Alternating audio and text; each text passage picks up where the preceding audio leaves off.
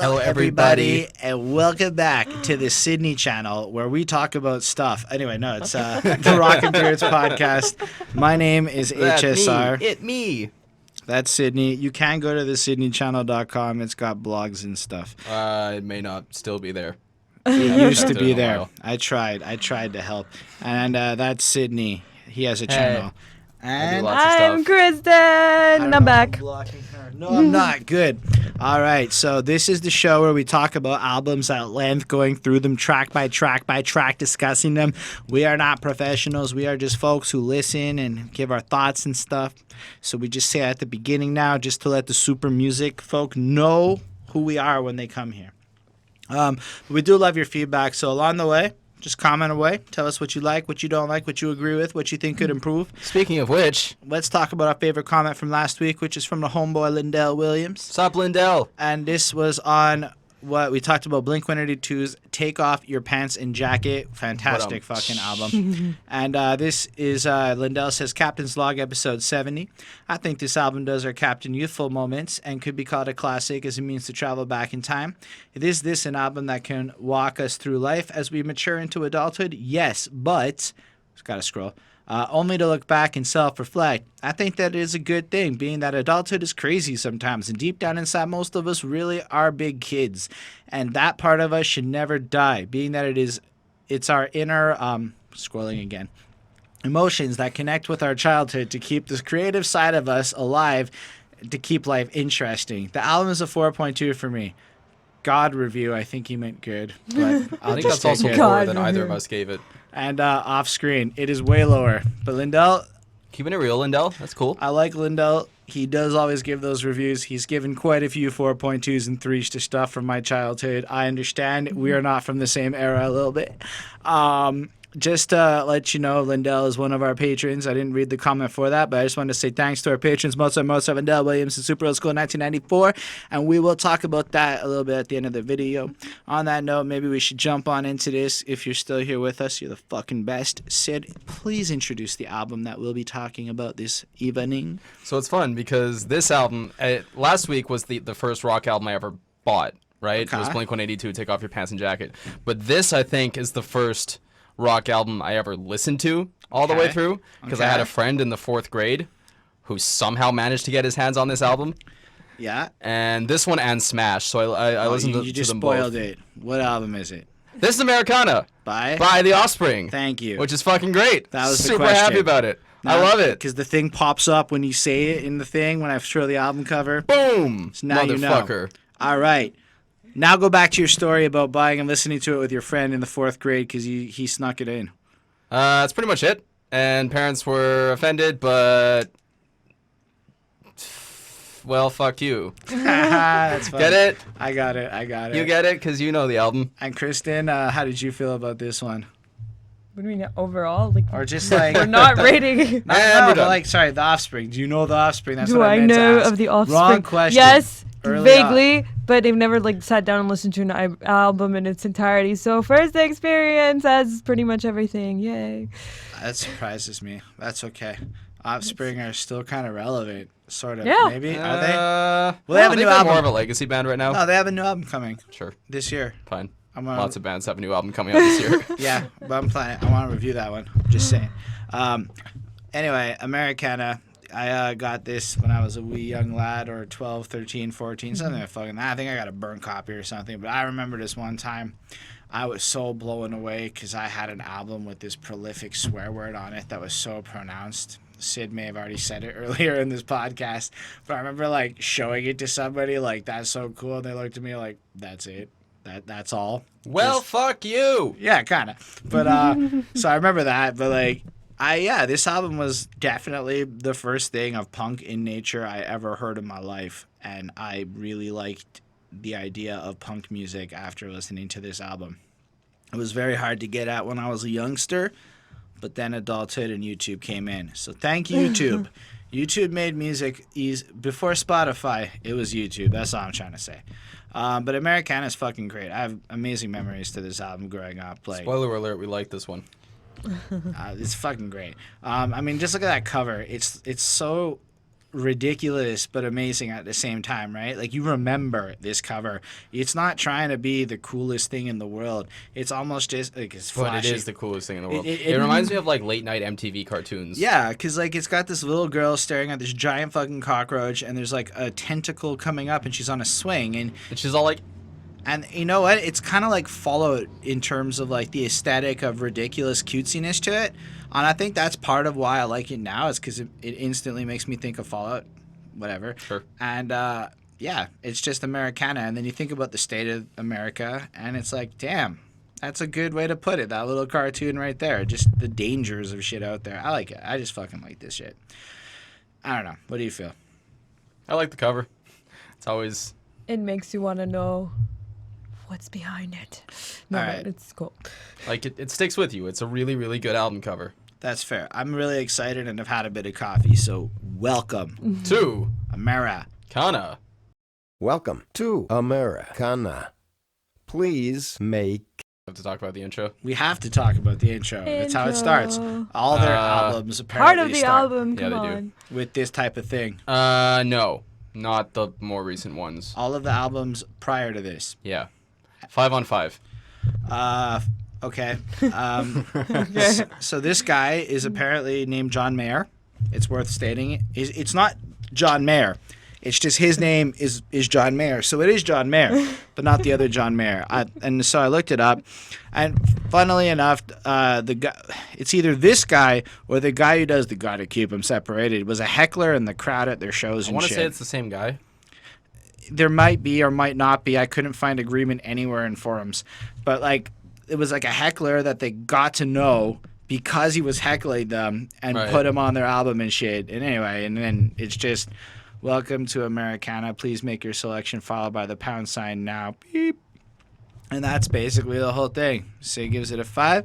I'm going to have to say I don't love it as much. And I give it a 4 because honestly, I could live without the intro, but it's fine. That's my feelings on the intro. It's the same reason I give the intro to the Slim Shady LP a 5 on 5. But I like that beautiful. one a lot more. Or the intro to Marshall Mathers LP, which is even better. And it's the same thing. Better.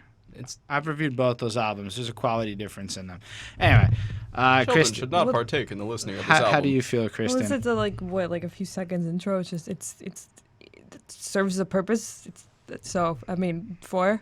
Yeah. I do like how it's like this distorted kind of weird voice, and it does sound like you've called an IVR. And yeah, it's an automated phone voice. Like, so just to like give some qualitative shit to the people who actually really love this shit, it serves a function to bring you into the theme of like the capitalist corporate side of America, and for that, it's impressive and really cool. Meh. It makes you think about the title. 5 on 5. Cool. Let's have you ever? Okay, have you? Have you? Was more like someone else was keeping score, and what could make you whole? All right, Christen, how do you feel about this one? I like this one surprisly. I mean, it's not the kind of music I listen to. There's no surprise. Well, for me, surprise. It's fast. It's really fast. So I was like, but I liked it. I like the lyrics a lot. And I think it accurately describes the feeling of falling, and it's just very overwhelming. There's a lot of things happening. Have you ever walked through a room, but it's more like the room passed around you? Yes. Yeah. Yes, I have. I have. So has Dexter.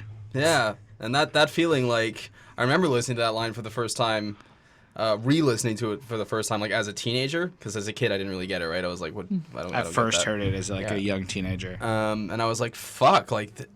That's what a lot of life is. Like, have you ever been at some place recognizing everybody's face until you realize that there was no one there you knew? Like, it's so spot on. It's just really simple. I love the out-of-key singing all over this song. It's badass as fuck. Super punk rock. I like his voice a lot. I love... Like, his voice is awesome. It's one of the most... It's definitely, like, one of the most recognizable voices in pop punk. This song is a 5 on 5 for me. Fair. And you can 4.5. You have more notes or ideas on this song? No, I just found it was very like straight up and relatable. That is pretty much the whole album. But yeah. Okay, because I have way more to say about that. Like, first of all, there's a transition in this fucking middle of the song that nobody even mentioned. That's just Next Oh one. wait, I remember it. wrote it too. That's true. The bridge. Okay, because like for I me, like the you gotta bridge. understand. This is like one of the first albums I ever heard, and this became like an intro song to hold as a standard for Is this the song other where, albums. Yea, though I walk through the valley of... That's not No. this one, eh? It's Know your when song, the truth Syd. walks away, everybody stays, because the truth about the world is that crime does pay. Right. And I wanted to start with that personally, because what a powerful, like, you talk about the part where, like, the feeling of falling and shit. Yeah. But, like, for me, I'd never in my life, because, like, I grew up kind of in a religious household, and my dad's always going on about righteousness with that self-righteous bullshit. I'm like... I'm not shitting on God. I'm just shitting on my dad, to be clear for anyone watching. But, like, all of a sudden you hear, like, this guy who's already described this honest feeling of, like, anxiety and whatever, saying, but the truth about the world is that crime does pay. I was singing Hammerhead from Yeah. Rise and Fall. Which is- My bad. That's a really good album. You should listen to it if you like the Offspring. Actually, I would love to know how you feel about that album. I am undecided because I need to re-listen to it, but like I'm curious to know what you think. But yeah, no, so like just I'd never heard anything like that before, right? And like they start this album off with poignant truth. And that's an interesting way to put it. Like this honest expression of two fucking separate things attached together, like a full tempo shift. Like it slows right the fuck down for the outro, but it comes in with that ripping speed and intention, and it's just falling, I'm falling. Like what a way to start a song, right? Like.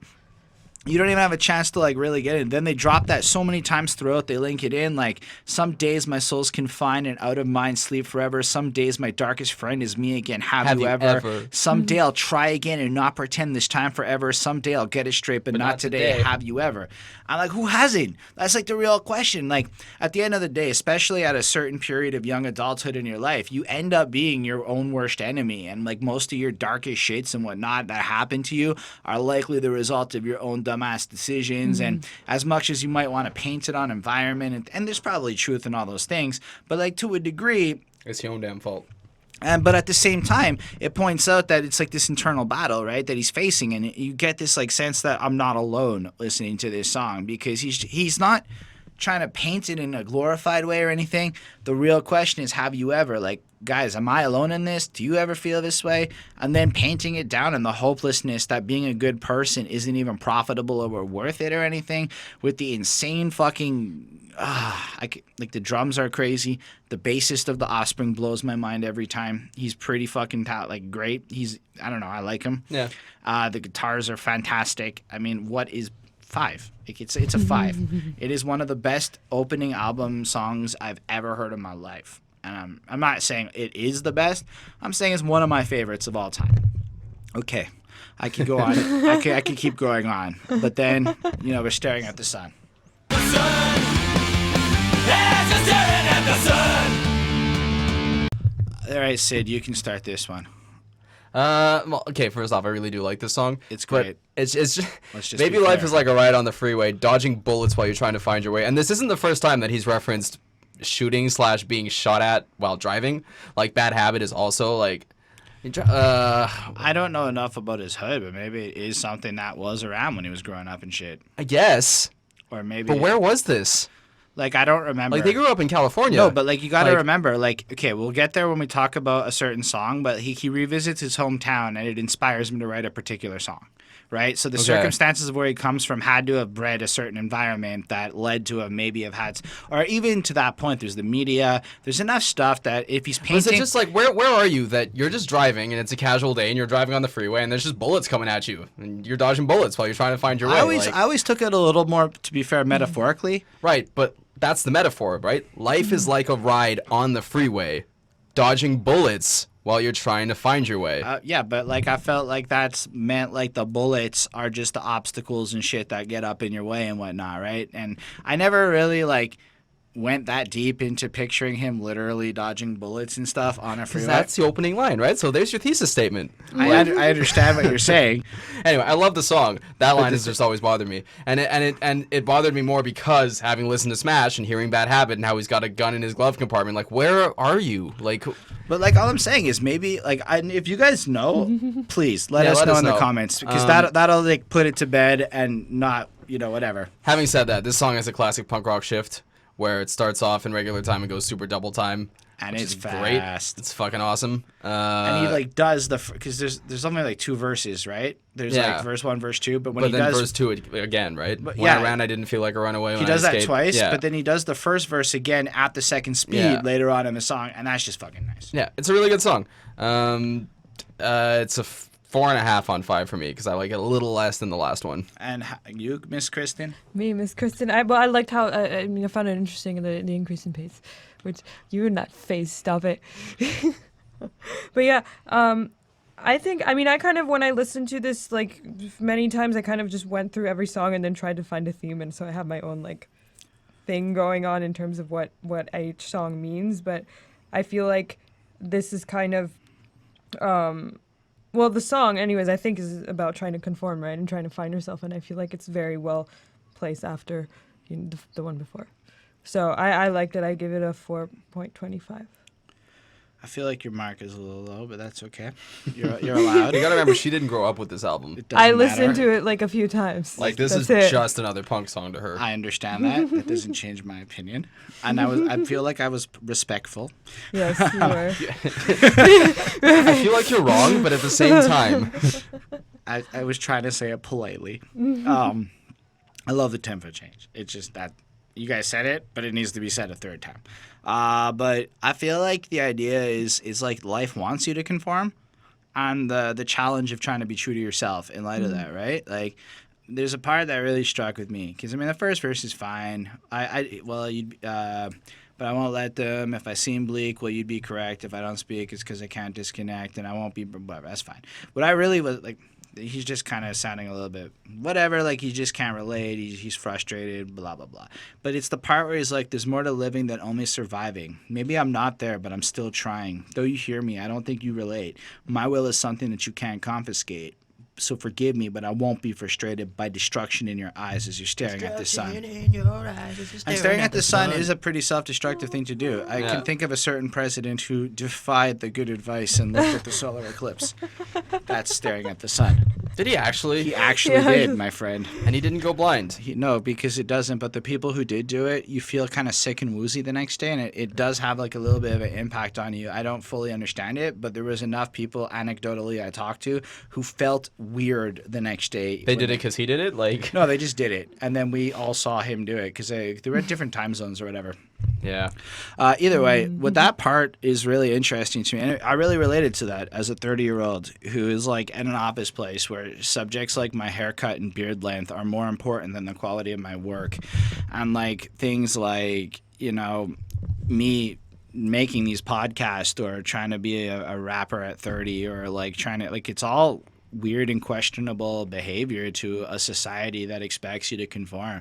Literally, somebody called me too old to rap on YouTube the other day, right? So I feel like I got all these ideas and words and shit, and I feel like I'm trying to live my actions. Like, like say whatever you want about me being a dick. I try to live the way that I preach, right? And when you do some shit like that, this little passage as he describes really explains your frustration and feeling of like I say things but you maybe don't understand where I'm coming from, and I feel like I encounter that all the time just because whatever, and I hear those words and that was beautiful to me. But then you're right, there is the first verse of the song, so 4.75 because it's fucking nearly perfect, but like that second part is like esoterically fucking awesome in relatability. That first part it's a little bit cornier, but like I can deal with it because I just kind of do picture like maybe he's from the hood or something, and if that's the case or whatever, then yeah, bullets may have flew one day. I don't know. He did start off in the 80s. It was a different era than where we are now. So if you were alive in the 80s and driving on the freeway, were you dodging bullets? While you're trying to find a way? Just and going to work. The truth is... Bullets. Let it go. I'm asking the audience. They'll let us know. Ask the audience a question. And do you also think that Syd is pretty fly for a white guy? I do. Real for you, no way. For you, no way. So if you don't. My mom liked this song a lot because that's the kind of song this was. This was like the Offspring may have been famous, but now they were Blink-182 famous. And I'm saying like safe, radio friendly. And I'm saying this also because of the reactions I saw on some shit online. So interesting factoid. 1994, 2 pop punk albums blew up the exact same time, more or less. One of them was the Offspring Smash, and the other one was Green Day's Dookie. Right? And those 2 records are credited with the emergence of the new wave of pop punk, right? Right. Along with Blink-182 a couple of years later. But I'm pretty with sure Dude Ranch. that, But anyone trying to claim that Offspring sold out here, right, into the pop punk, Fair. like that's just a misnomer. Like it's just not true. That wasn't where I was going with it, but it's a fair point to bring up. I was Yeah. trying to say that this shit made them go to like a point where literally everyone knows who the fuck they are that grew up around that time. Yeah. Whereas when Smash came out, I don't think it had the same literally everyone knows who it is. I think it was that scene, everybody knew what it was. But this shit was like everybody because it was everywhere. Like Yeah. I remember walking into stores and the music videos playing because Much Music, that's Canadian MTV, had a fucking field day with this song too, you know? Because the music video is hilarious. It's also a super dated song. Now he's Like getting a tattoo. Yeah, He's getting ink done. That's he not asked even for a edgy 13, anymore. but they drew a 31. Friends say he's trying so hard. But He's- like the whole thing about like white people can't listen, or you're a poser if you're listening to rap, or you're a poser if you're hanging out with black people. Like it's a little counterproductive. That's part of the That's message. part of it. Because there is a grander message to the song. It's not. Don't just follow trends, right? Yeah, that's the core message, and But- he uses this example. Yeah, but it's an example that he hammers through the entire song. And, Well, I and I, look, I love this but song. there's also like, stuff like the Ricky Lake references. There's the stuff where, like, in general, like, it's not okay. Like, you know, it's kind of hard just to get along today. Our subject isn't cool, but he fakes it anyway. He may not have a clue, and he may not have style, but everything he lacks, well, he makes up in denial. That isn't really referencing anything in particular. I do think in the music video, but don't debate a player straight. again, I think that is commenting on the popular trends at the time, right? More so than like. Which again, to me, is also like, if something is popular and you like it, like I don't have a problem with that. You know what I mean? And that's also what this song is kind of saying, like. But you gotta Fuck like popular things, but I feel which like, is a very punk rock attitude. I brought it up before, and it's like, why? Like, but at the same time, I feel like this is commenting a little bit more on, like, the type of guy who goes out of his way to be cool, Yeah. to be a player. And I feel like that guy just ends up looking fucking lame. It works Yeah. on 18-year-olds and, like, whatever, but it just isn't cool. Everyone, and I think, like, that's what he's commenting on. This level of fakeness, the type of guy who's going to go on a Jerry Springer for the fucking love of the attention and stuff. yeah. And so I can see how it comes off in a certain way about, like, just being in a linear thing, but I do think that the message is pretty. For me, it hasn't really aged well. Like, nostalgically, I give this song a 5 on 5. You know what I mean? I had Like, to give it a 5. I love the music. I love the tongue in cheek. I love the hooks. But in terms of the execution and the way it plays today, for me, it's just I kind of cringe when I hear it. It's really just that he. That's what I wrote. That's what you wrote. That's what I wrote. But it's Yeah. like he needs some cool tunes, not just any will suffice, but they didn't have Ice Cube, so he bought Vanilla Ice. But again, like, that's kind of a poser line. It's not necessarily about skin color. I think he's actually just making a pun on the fact that that's, like, whack rap, and he just said, oh, Ice Cube, I mean, Vanilla Ice, same thing. Well, You because know, Vanilla Ice was kind of the only white rapper at the time, I don't right? think it was just that. I think it was, okay, I think that he didn't come to that conclusion for that reason. I think he made the pun. And he thought it was a clever fucking pun and ran with that, because it is a pretty decent in and of itself pun. I mean, it's all conjecture, right? Like, Yeah, which is what people like in terms of a podcast debate. yeah, but No- like, no offense. that's what I'm saying. Let's hear from someone who recently heard the song Yeah, for the because first she time. did say some cringe. Well, it was, but I mean, listen, it's really fucking catchy, surprisingly. Super catchy. But Yeah. I ended up really liking it, Oh, and yeah. even the lyrics. I suppose but there it's is just, that part. And it's all the girlies say I'm pretty fly for a white guy. Like, For a you know what I white mean? Like, guy. it's, You know, it's in all of this debate, can you believe I forgot that lyric was in the song? that's the hook. Like, that's it. And there's hooks all over this thing. Don't get me wrong. Like, Offspring, if one thing, if nothing else, Offspring knows how to write hooks. Like, there's no tomorrow. That they proved since the beginning of their career. Like, they can Also, do that. I just wanted to throw in that apparently the Gunter Glieben Glauten Globen is kind of ripped off of Def Leppard's 1983 hit Rock of Ages, which I've never heard, but I saw on the internet and wanted Not to pour throw some in. sugar on me. Nobody cares. But Sorry, go on, 5. Kristen. Really? Yeah. Why? Well, because I really was like, what the fuck is this at the beginning? And then I ended up really like I hear it in my head. Well, they did a good job with it. I mean, sonically, just as a song without going deeper into nostalgia or meaning or anything. Just And if it counts, I can probably defend their use of these things to show this type of lame motherfucker is what they're satirically putting forth. it's a good bad song. I mean, I'm it's- saying the same song with different execution today. Could you know what I mean? Like it. Absolutely. I think if this had came out today, I'd be like, dudes, come on. But in like the time frame, it really fits. But that's what I'm saying. Nostalgia vote 5 on 5. Contextually, 4.4. 5 on 5 and 5 on 5 because I really love the satire and this song's just fucking silly. And you know what? They needed that silliness for this album. And they tried it a couple of times, but this is where they fucking nail the silliness in a way. And let's be honest, Pretty Fly for a Rabbi would not exist if it wasn't for this. And that's a fucking decent song, all things considered. So, Of course, it was written by the Offspring. Like Pretty Fly for a Rabbi? Weird Al made new lyrics, but the music is all written by the Offspring. Like He does his thing to change it. no, he doesn't. No. It's same song. It's always a little tweaked. It's not. I promise you, it's the same. Musically, it's the same. Yeah, sometimes he doesn't pitch shift this one. He usually pitch shifts a little bit in the different ones. Yeah, It's the same. Like Teen Spirit is not an identical match as Teen Spirit, The music video is a match. but the Scene for song, scene the song is the same. is shifted. Same. Okay, anyway, I might be wrong. I don't know. I don't really care.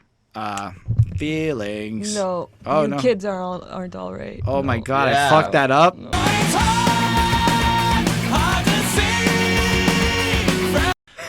This may be one of my very favorite songs of all time. When I say of all time, I mean like if I had to pick 50 songs to like, and those were it. This is on that list because it's that amazing.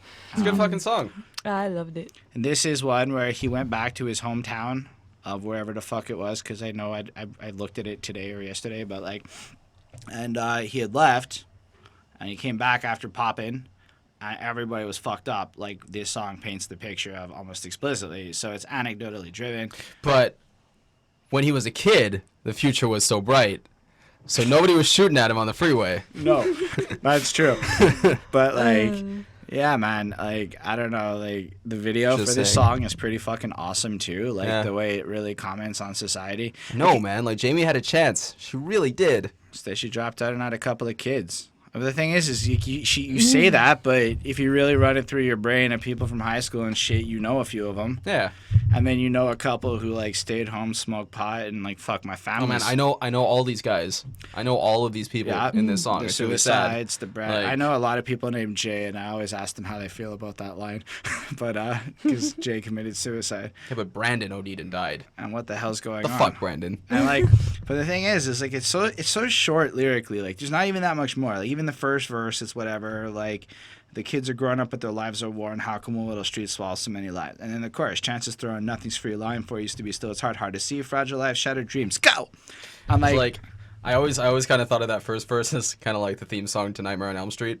How can one little street swallow so many lives? that's fair. It's not funny because that's not what he's singing about. But No, but like just like I don't know, that melody with whatever, it's beautiful. Like yeah, it's a and, great like, song. Like, it's a great progression. Fast, it's just proper. It's everything it needs. It's a proper single too. Like Yeah. this song deserves its like status. And like I feel like I don't know. There's like the like the way he does the chorus. It's like so Offspring with the chances. Yeah. Because it needed that, right? And he delivered it proper. The bridge is nice. Just the energy is like. I don't know. It's everything it could possibly do. It felt honest and real. Like this was from the heart, proper. Yeah, this song is absolutely a 5 on 5. 5 on 5. Hands down. 5. And yeah, do you have more feedback? Because I feel like we're not even letting you talk this time around. And they might notice that. So just self-awareness. Can I ask the question? Can I ask if they do you find what's the song called? Honey, this mirror isn't big enough for the two of us. From By My My Chemical Chemical Romance. Romance. Sounds similar to this, but in a different key. Oh my god, I just want to know if I'm It is, crazy. but it's that one's in like. what do you think? This is pentatonic because every Offspring song is pentatonic, and that song is Not. melodic minor. Okay, Harmonic so minor? you guys just let us know if you feel it's similar. Words. That's a whole other topic, I'm certain. But yeah, would you like put this on again? I love it. It's fucking cool. I'm It's so great. happy that Christen likes this shit. Let's talk about feelings. You, feelings like I gotta get you out of my life. All right, Christen, it's your turn to This, talk. this is a cover of a song by I forget who. It is Morris Albert's Feelings. Yes, that's why it Ish. sounded very familiar. Well, Ish. but it's Ish. replaced by Hate Yeah. Instead of instead love. of And a lot of anything, punk rock. which is the essence of punk and potentially Americana. Ooh. Who is America? Watch how I whip it now. I give it a 4.5, and the breakdown was really great. Like the bridge, I like that. I mean, that's what exactly. But I think it was really well executed, well done, good cover, fun, interesting. Fair. Different. It's different. How do you feel, Syd? The song is so dumb, but I love it. It's just energy. Like, that's pretty much all this song is. Feelings. Whoa. Feelings. Like, get out of my life. And that's how he ends. Right? Get out of my life. And there's that little, like, run of solos that Noodles does. Fuck. I love you, Noodles. I love you. But, like, yeah, man. It's punk rock as fuck. It's a 4.7 on 5. It's the when you catch feelings meme of my generation. Yeah. It is actually that. So I feel like when I found out it was a cover, my appreciation of what they did grew more. Because the first time I heard it, it just didn't click. I didn't Sure. register. How? I don't know, but it It's- didn't. I think And I found then- out it was a cover after Shrek when the executioner at the end goes, feelings. And I was like, he's not singing Offspring. And I went on Primitive Yahoo and looked it up. Fair. So that's possibly true for Sydney's story. For my story, I didn't realize it was a cover until yesterday. And I mean that literally. And so that'll be like 2 days ago for you watching this or whenever you fucking watch this. And so I didn't need to hear the original song because I knew what the fuck it was. Like the second I saw it was a cover, I was like, phew, it just popped into my head. So I knew what it was. And then I was like, oh. And then he doesn't really change the lyrics that much, but he adds a fuck ton. Feelings like I never liked you. Feelings like I want and to kill it's you. basically like I'm trying to forget my feelings of hate. Imagine beating on your face, trying to forget my feelings of hate. You know, it's not like there's a corny. feelings It's just like a I want to pure- deck you, feelings like I want to kill you, like I never liked you. Yeah. And like, you know what though? Who hasn't had those feelings? That's it. It's just pure tongue-in-cheek, I hate you emotion. Like, that's And all it's it is. fast paced. It's Super strong, punk rock, like... and it's a really like.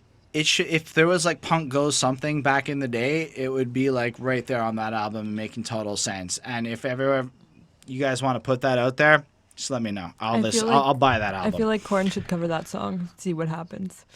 No, I mean- don't go darker. I feel like Taylor Swift should cover this song. I- Bring it on. Let's That would just be Hashtag fun. Taylor Swift covers the Let's Offspring. not do Make that. it happen. Let's not Make do it that. happen, internet. Try it. I love Taylor Swift. He That's hates cool. her for some reason. I don't hate her. understand it. Well, I can give you lots of political reasons why I hate her. I have no feelings on her music, but her as a person, I fucking can't stand. So would you So, say that 4.5 she's on got 5. issues? Whoa, man, she's 4.5 on 5. Sheesh. Sheesh. Let me Okay. give my grade. He doesn't even let man talk. He's gotta keep going. keep 4.5 on 5.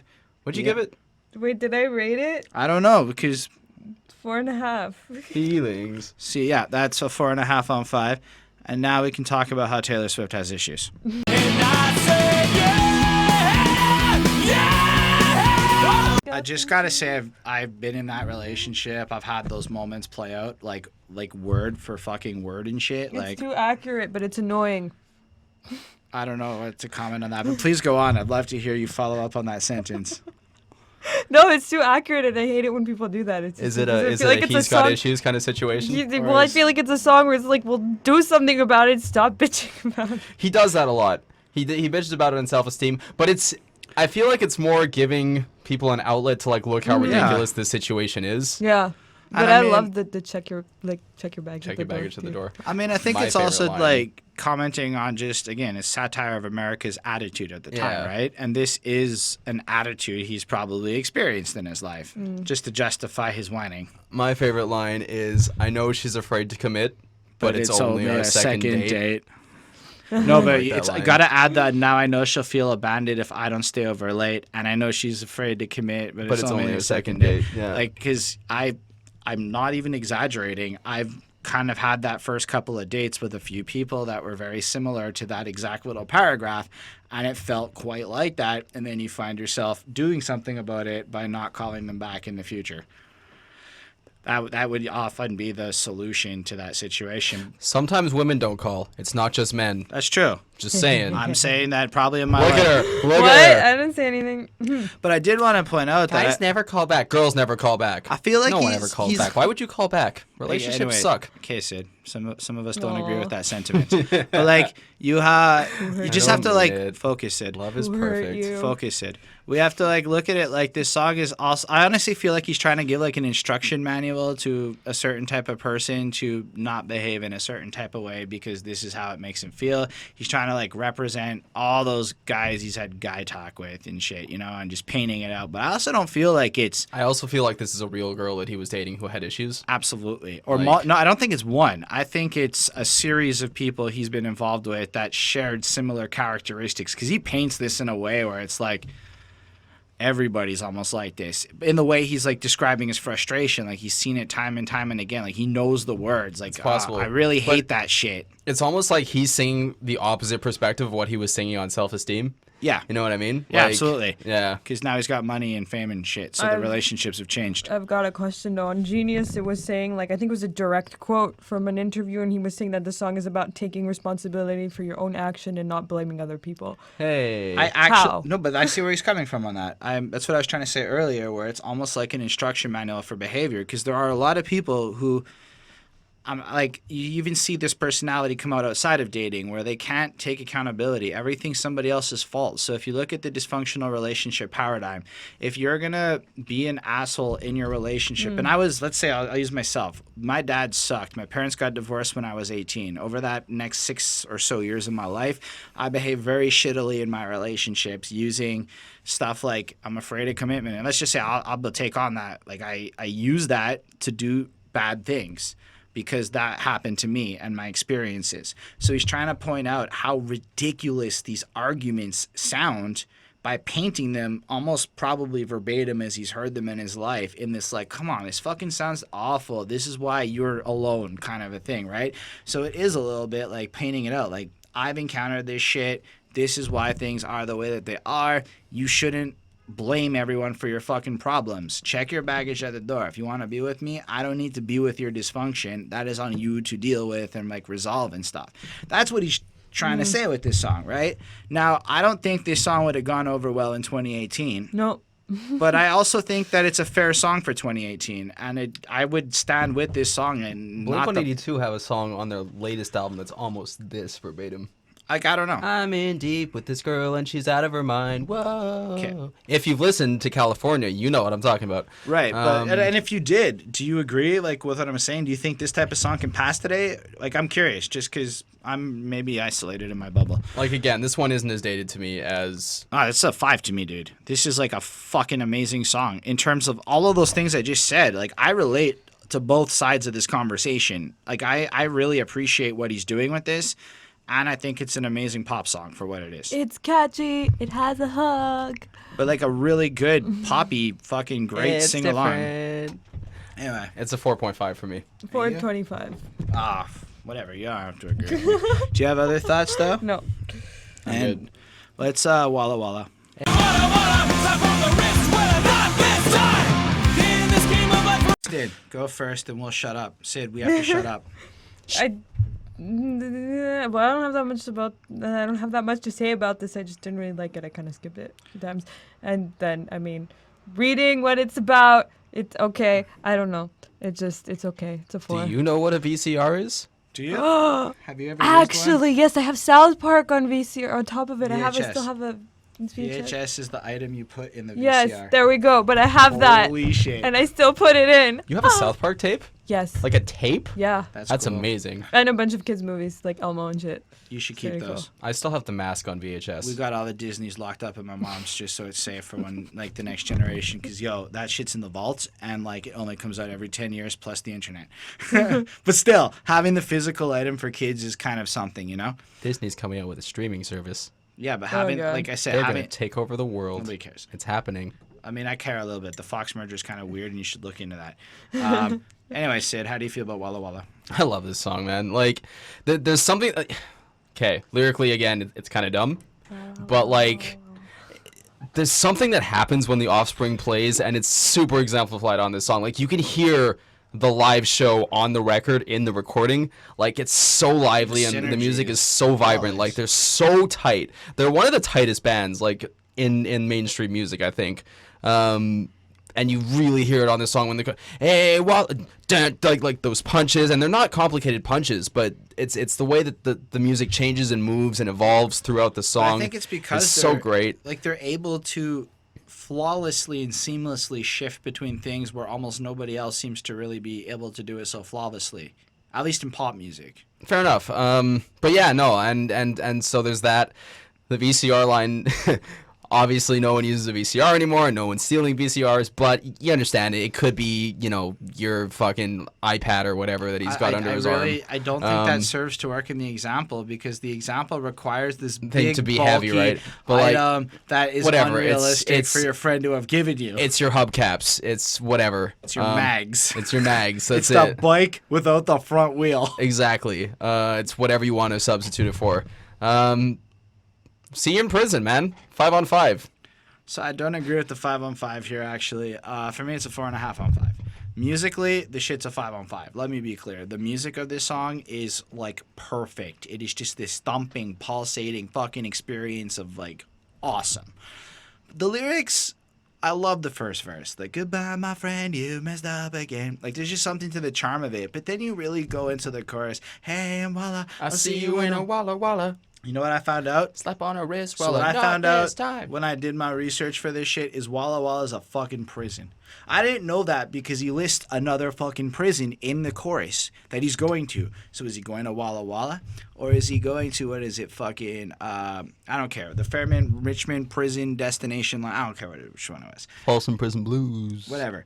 So I don't know. I didn't know that Walla Walla was a prison. Now I do, and I guess it makes it a little bit corny. And it is. This one's a little bit dated. This one, I mean, I just don't even see how it fits the overall theme. It's such a ludicrous song about going back to prison. It doesn't necessarily serve the same underlying urgency or theme. It just feels like a goofy song. It's super goofy. But again, this album is super goofy. But it's super goofy with real strong messaging behind it, which is part of what's driving my love of it. And it's really hard to feel the same way about Walla Walla that I did about most of the other ones. Yes, so that but a lot of things, like, talk about youth, right? Like, a lot of this record is youth and, like, what kids go through in America. And kleptomania is a very real problem amongst youth. Like, I knew this kid, you know what I mean? Like, I knew these guys. Like, this happens. People I'm not want to trying steal to, like, things. diminish that, but and I feel that like whole middle section where he's like, I didn't do it. This is bullshit. Like, I know that guy. Like, that's real to me. Like, I've heard that. Like, this bullshit, it wasn't me. Like, clearly, it was you. We got you with the thing that you stole. Nobody gave it to you. People press charges. And like you stole things. I understand all that. I'm saying that the way they delivered it, I just don't feel like it felt the same as the other ones. This is the one we're holding is wrong. Look, it's a 4.5-on-5 The to one me. we're holding was wrong. Did you give a grade, Christen? I don't remember. No, 4. A 4? Whoa. See, she's with me on this. It's less good. That's like her 4 is my 4.5 on this album. All right? So low, though. But that's the fucking... Bro. That's not low. Yo. That's the end of the line, Bro. Syd. Yo, bro.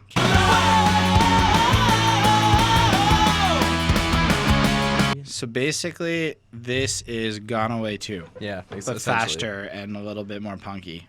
Not to say that it wasn't punk, but like it was kind of a slower... Gone Away is their power ballad. This is clearly not a power ballad. Exactly.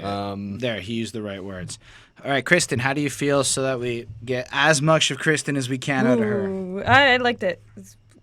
It's catchy. No, but I really did like this song, and I really like the bridge especially. And it was alternating in my headphones, so that was fun. Like, It does do that. Yeah, and it was like, yay, something cool, something different. And apparently I had read, I think this song was about one of his friends who died or something. But then I just found it interesting how it's like the concept of like you won't stay alive for me, and Stay alive for me, man. this is like ego thing. It's just I found the concept interesting. I gave it a 4.5. I liked it. I listened to it a few times. That's fair. That's fair. I like the way keep the song disappointing evolves. you. Like it starts off as kind of a by the numbers track, but as it changes and moves into the chorus and like it gets more emotional, please stay now, you've left me here alone, and like that whole middle part where just like it breaks down and there's nothing but the bass and the vocals, and then it builds and builds and builds and builds and gets and the guitar comes back. I really like this song. This is one of my favorite ones on the records. It's like a sleeper. Like it's one of those songs that sneaks up on you and you don't realize how much you like it until you really like it. You know what I mean? So I'm gonna give this one a 5. I am giving it another 4.5 because it was a sleeper. I originally didn't like it that much, but like and this is not fair to this song, but I can't like help but just hear Gone Away, and Gone Away is like right up there with Kids Aren't Alright to me in terms of favorite songs of all time, and I might even have 2 Offspring songs on that top 50 list, you know? I'm like, that's a might. I'm not 100% sure. But like this song, I guess I just let it rest in the shadows of the other one, and it tainted it a bit. But I was listening to it earlier today, and I realized, man, I was fucking wrong. Like at first, like I was like, there's like nothing on the second half of this album compared to because when I was young, I guess I didn't finish CDs as much as I started them because you hit play, and that just kind of happened. So often the second half of the album doesn't get as much love for me. But here, it's like I see the emotion here though. And I see the power, and I love the idea that like life is so challenging because you just couldn't stay here, could you? Like that pettiness is so honest. It's so 5 stages of fucking lossy, and you really experience again that honesty to it. But like it's just not as powerful as Gone Away. It's just not, and but it's different. They're not meant to do the same thing, right? I know, and like I said, I already said it's not fair, and I know it's not fair. Doesn't change shit. It's just kind of what it is because I can't not hear Gone Away, and they don't even sound alike at all. No, except for the part where Dexter's Dexter. Yeah, except for the part where they're both Offspring songs. Yeah, Dexter. Well, I like his name. Okay, Dexter Holland. I like his hair. Dexter Holland hair. Oh yeah, you've got the Dexter Holland hair. You do. I do. I love this hair, and I realized today, or like again this week, that Dexter Holland may be a huge influence on my life more than I ever thought. Yeah. No breaks. No breaks. No breaks.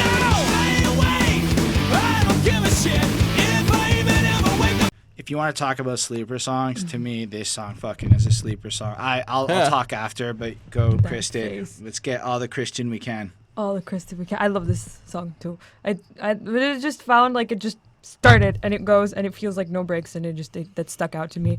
And on Genius again, anthem for depression, but I feel like it's just relatable as fuck. Especially for me because I'm like overproductive and I do too many things and I ain't got no breaks. But live life on the edge. But I think that's part of it, right? Like that, what you just described, it creates this anxiety, almost this feeling inside of you that this song I think captures really well. And it did a good job for 75. Fair. And you? There's no pleasing you. I give it a 475. Oh, okay. I gave it the same fucking grade. I was just like holding off and poker facing it for a quick minute here. You know what? I'm going to drop a 4.75 on this one. It's pretty good. I mean, for me, it's like someone said it's all right. Save it now. Don't say it for my sake. Someone said it all right. Faster now. You know I got no breaks. That describes. But like I really, if there was something to describe my life in like 2 lines, it might be that. Like, how was your weekend? It was fucking long. I was recording podcasts and shit. You know I got no breaks. Blah, blah, blah, blah, blah. Whatever, dog. Like, oh, you don't have to. You choose this. Anyway. You chose this life is the number one thing. But I don't give a shit. You know, I'm doing my thing. If you ask me how I'm doing, I'm gonna answer the question. Like, why do I have to lie to appease you? I know I should for politics reasons, but sometimes you just want to answer that question honestly. But yeah, this song's fucking great. Like the insomnia part, the fucking like honestly like don't care if you die part. And the composition is great. Like you feel it in the music, right? Like you Burned at feel the the stake, story. inside he's blistering, not a whisper, looking in, you'd never know. And like I can relate to that because you got to be a certain way. You have to present yourself in a certain way, but you live a certain life. And I don't stop. I don't know what vacation means. I don't know how to. Even when I'm on vacation, I'm busy thinking about ways to like work, and I find myself doing non-vacation things. I'm so bad at vacationing. I love this song. 4.75. What's next? Did you even give it? Oh, you did. I You did. done? Why don't No you more- get a job?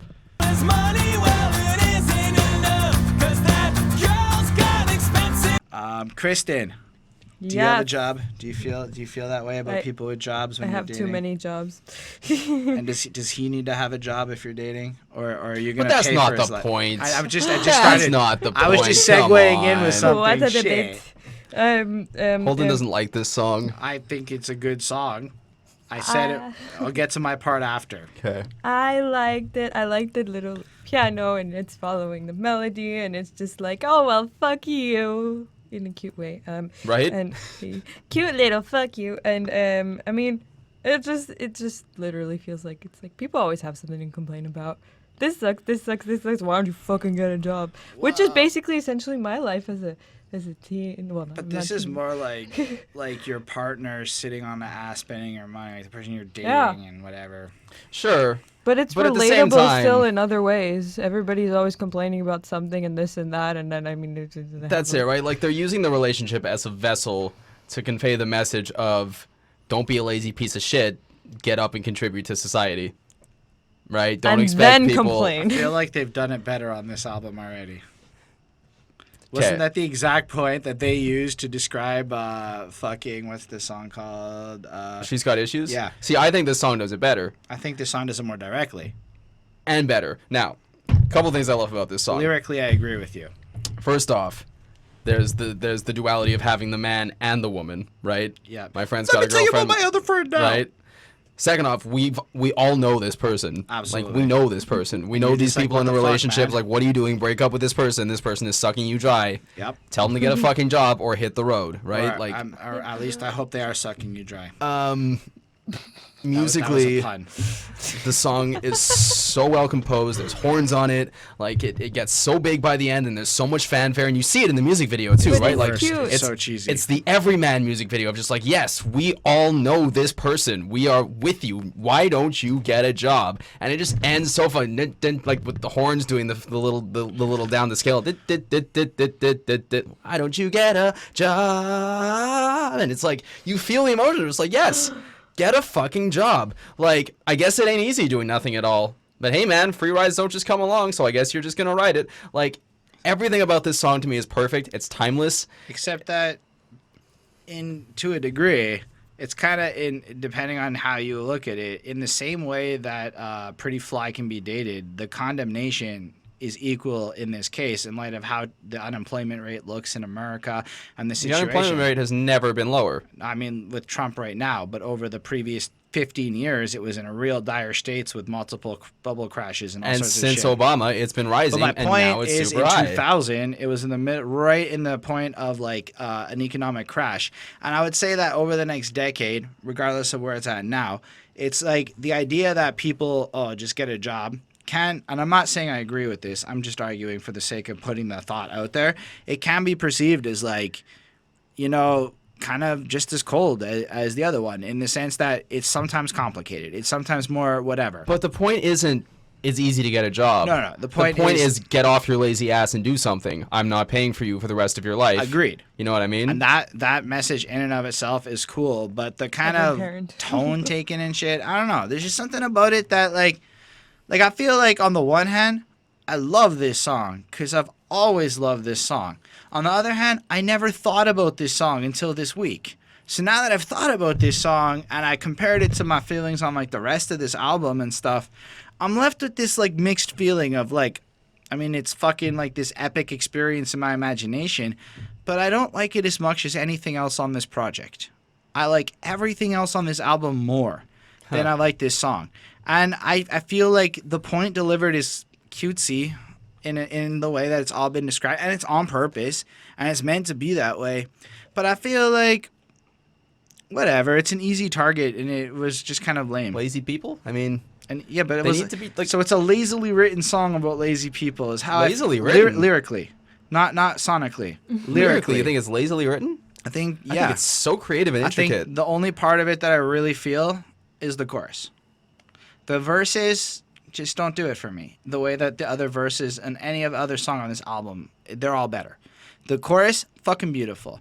But like the verses was just cheap and easy. It just didn't do it for me. I mean, I disagree. And this song has been a mantra for me for a long time. The music's, like, look, I get the principle. I'm always, for about 8 months of my life, maybe 9 months, I didn't do the job thing, and I was one of those wankers. The rest of my life, I've been on the grind trying.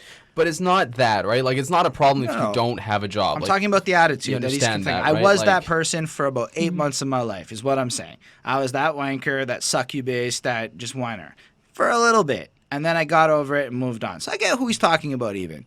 All I'm saying is maybe there's a better approach to get those people to get a job than that attitude. So I can get behind philosophically the other one, but my brother, without going into too much detail, I learned the hard way that attitude doesn't actually work. So that's why I feel differently about this song, and it comes off to me more like aimless whining and just not having any empathy, whereas the other songs have that like empathy layer. And that's where I came to with that, from like a philosophical level. 4.3 because it's a great pop song, and the way it evolves and the added instruments, and they don't stop adding instruments basically until the end of the song. And from that perspective, it's fucking cool. It's a great use of effects, and like everything about this it's a shiny, beautiful package. I mean, I honestly think this is one of the best songs in the Offspring's back catalog. It's definitely one of my favorite Offspring songs. I thought I would think that way too. It was one of the only ones I had plussed on Spotify when I loaded the album up for the first time this week or like last week or whenever we decided to do it. I mean, like, again, this is one of the only ones on the record that really is to me like really timeless, and like, hey, keep it simple, right? Like that's something what I've always everyone said. can enjoy. Yeah. Anyway, that I think is my least favorite part. That's where it honestly loses a 0.1 just for that. Really? Line. Yeah, because it's a self-admission of what they were trying to do with this song. I get it. Anyway, whatever. Can we move on to Americana? Wow, you're so upset about this song. All right. Started in Americana, my wife. Well, fuck yeah! So, Christen, how do you feel about this track? It's the title track, and it deserves it. It was a great intro to begin with, and it's just great. It's a fantastic song, supposedly about the American dream, but not really, because it's exposing Americana for what it is, and I give it a 5. I mean, it's his American dream, right? Mm-hmm. Well, I think it's a comment on how the American dream has been polluted in the way that. Well, that's it. He's going polluted. like, in my America, everything would be ridiculous and stupid, and oh wait, that's kind of how it is. Yeah. And there's a key change in this song, which is fucking cool. Offspring did a key change. I didn't know that's what it was, but when you said that, it clicked. Right. Like it goes up either a whole tone or a semitone. I'd have to. That's cool. It's cool. There's a key change. And it's a really great closer. It's not quite a closer, but when I was a kid, this was the closer for me because it took me a really long time to accidentally leave the CD running to hear Pay the Man for the first time.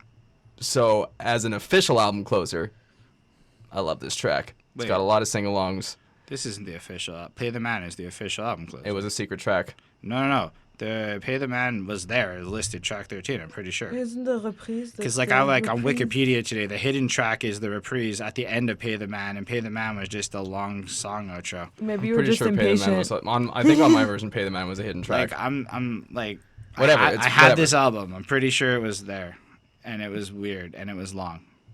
Pay the Man, not this one. Anyway, this is a 5 for me. I like Americana. Like I said, the Well Fuck You blew my mind as a young one. It's a fucking cool track. And like he comes in with like that energy right off the sense, and I feel like it knows it's got to be like this is one of those times where you feel like they actually tried to make the title track mean something more significant than like the rest of the album, where often you'll find like a title track is just kind of and we've said it so many times here, like, for the title track, I expected so much more. Well, in this case, I feel like they actually, for the title track, did the job that, like, you would give to that thing. Like, I almost lost faith in title tracks over the course of reviewing albums on the real. Like, they don't faze me. Americana's fucking cool for what it is. It really is. Where culture is defined by the one least refined, if you really think about Trump, eh? And you'll be left behind if you don't fit in. If you really think about life these days, eh? With the fucking left versus right social war. It's all distorted in Americana my way, you know? I mean, that's 2018, written in 2000, which we've said a few times on these punk albums, but it just goes to show how insightful they were when crafting their lyrics, criticizing shit back then, that it still applies today. Well, I don't know. Now give me my cable, fast food, 4 buys, tats right away. Shit, face tats. It's just evolved. If anything, it's everything he said there is a bigger extent today in terms of what he's going for. And then I do like his I want it right now because my generation doesn't like to wait. And I was like, is that about Limp Bizkit? And I had to remember Limp Bizkit took it from The Who, and remember that they were kind of doing a little Who nod there, going, because that's kind of what they're trying to do. This is their My Generation by Limp Bizkit / The Who, or whatever the Who song's called. I'm doing this to troll a little bit, okay? I know that it's not worth bringing Limp Bizkit into this, okay? I just did it to do it. Either way, this is a 5, man.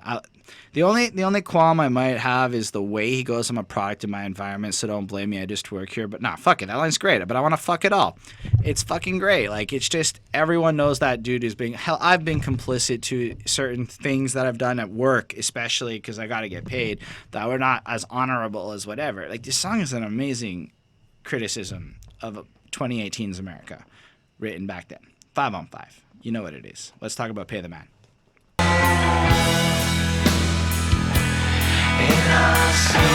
All right, Christen, how do you feel about this? Pay the Man. I love this song. Okay. I really Why? do. Sorry. Why? All of it. I mean, the way it starts, the way he sings, and like it's like 2 different songs. 2-3 different songs, kind of. But I really like, I just like how he sings. And it's very different, right? And it's more, I like listening to it. It's dark and whispery and soft. And then, like you were saying, it kind of, or whatever, what is the vocabulary term you use? So it goes into swung rhythm patterns. Exactly. Right? The song is swung. Right? Did I say it correct? The 1 second end, part. 2 end, 3 end, 4 end. And it's just cool. It's like a story in the song. It's just, you feel like something's going to happen and pay the man. And apparently it's the government. Of course, it's the government. It's the man. Shut up. You talk too much. And it's just Cool. really an interesting closing after all of this. It's not just like, again, fast-paced, like, I like it. I think it's appropriate to close everything. Perfect. And I give it a 5. Did you know that it was originally written for Ixnay, but Dexter didn't feel that lyrically it belonged on Ixnay because it felt more thematically appropriate to what they wanted to do with Americana? Yes, That makes I sense. did. Sonically. I read that too. It sounds a little more like something that would fit Yeah. on Ixnay than on this one. But like it's cool, right? Because it's not like this isn't a punk track. Like this is, if anything, this is more like a 70s prog Can rock I just track. say one more thing? Yeah. This album is 40 minutes long. This song is 8 minutes long. This song is 20% of the album. Go on. Okay. Yeah, that's kind of interesting. But like yeah, this is more of a like a 70s prog rock track than it is a punk rock track. It's super long. It's the only song where he sings in a register lower than high as fuck. Yeah. You know what I mean? Yeah, that part's Like, really eerie. It's really eerie. It's really trippy. It's cool, and the way the song evolves is really cool. This is another 5 on 5 for me. I got to see them play this live. It was fucking epic. That would be pretty And- cool. Was it like a closer? Well, they played Americana. all Oh, the way through, right. Yeah. So Did they do the reprise? Anyway. they did not. They came back out. They did an encore, and it was a lot of "You're gonna go far, kid," but like, which I love because I love that song. I love that song. It's a great song, but yeah, Best song on that album. 5. Yeah, I mean, this song is really ambiguously written too. The first part has that like almost Indian influence and the really Middle Eastern kind of sound there. Like, Pretty. I'm like lyrically, it's weird. Like, see the way the wind blows, lives are intertwined. Watch the way the world It goes. goes all the Tool. man deals out our Very plight. Tool, actually. And Watch the and weather I was change. gonna say that I don't think I might have appreciated the song had I not reviewed the Lateralis album, right? That helped me maybe see these long ass intricate songs in a way where I was able to handle a 3-minute intro because come on, it was only a 3-minute intro, you know. And then the song kicks in with that eerie shit like in our souls or whatever he sings it, and it's like really like, man, it's so eerie, and then it just changes. And then it just turns into this really upbeat, fucking interesting song that honestly just kind of is a response to like the rest of this album. Like the rest of this album is him complaining, him being frustrated, him being this. And this song is like, well, you know all that shit? It's fucking futile. Just shut up. You talk too much. Shut up. Pay the man. And like the second verse, look at you and your struggle for freedom, but you ain't nothing. We all pay the man for living. Wouldn't it be nice for change to be unchanged? My life for me now. But this is life. This is life. Pay the man. No. So it has that like spirit at the end. But really, it's pointing out just the futility almost in the life that they've chosen in this struggle. This is what people say to them and shit. And I really think that was really cool. That was, again, that relatableness where, like, I try to maintain that punk spirit in how I live, regardless of what I look like or whatever. But that anti-establishment shit, like, you need nonconformists out there or else the conformists just win. And I try to, like, really stick with that shit. Not in the cheesy, stupid way, but, like, in the live for real values kind of way. So I love this shit. This is an anthem and a fucking half, especially if you pay taxes. So 5 on 5, man. This is a fantastic way to end this fucking album. But then there was the Pretty Fly reprise.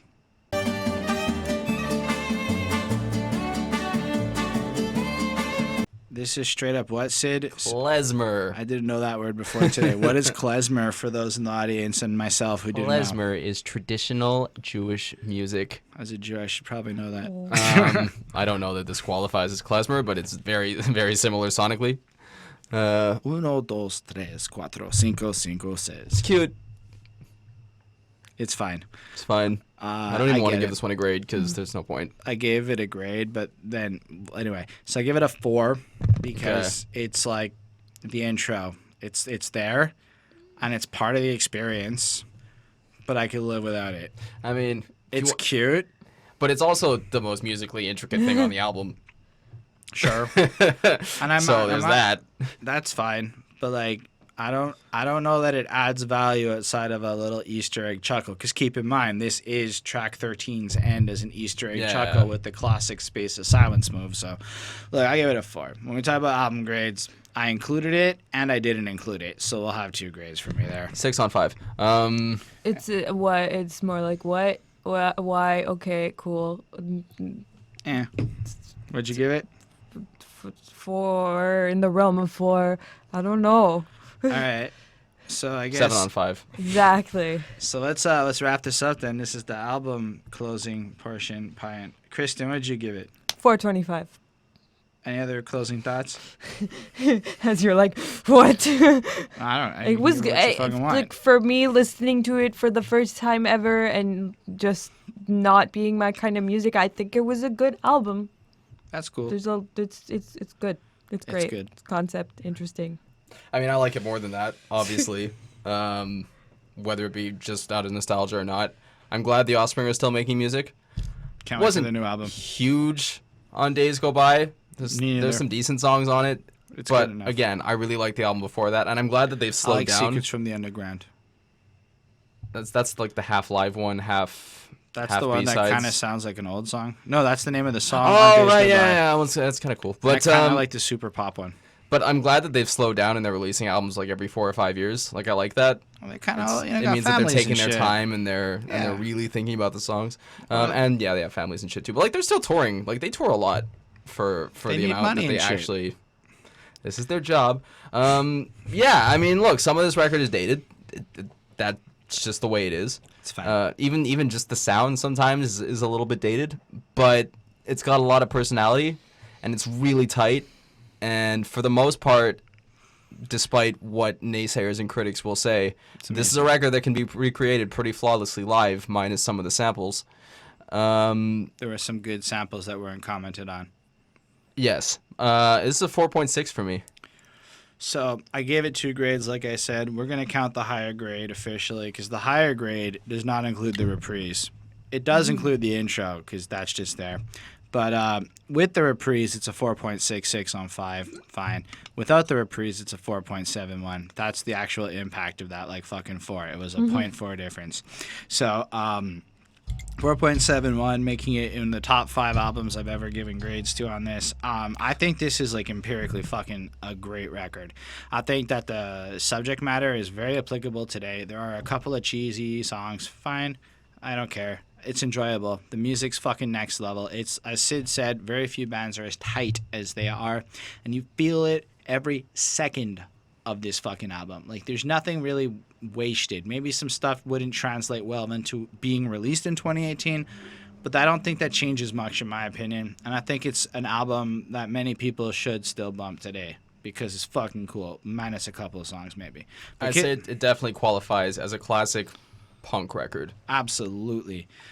Even with its poppiness. So on that note, we can end it. You can definitely let us know in the comments what you felt about this album, our review, all of that good stuff. And thank you for watching. I can't even believe I forgot to say that right away. Thank you, because that's fucking dope that you're here. It blows my fucking mind that people actually like might take like what an hour and a bit just to sit there and hear what we have to say. Sure, join us in the conversation. I'll answer you. Thanks to our patrons, Mozart, Lindell Williams, and Super Old School 1994. Y'all are awesome. If you do want to see a particular album covered and expedite that process, the request raffle over on Patreon is a great way to do that.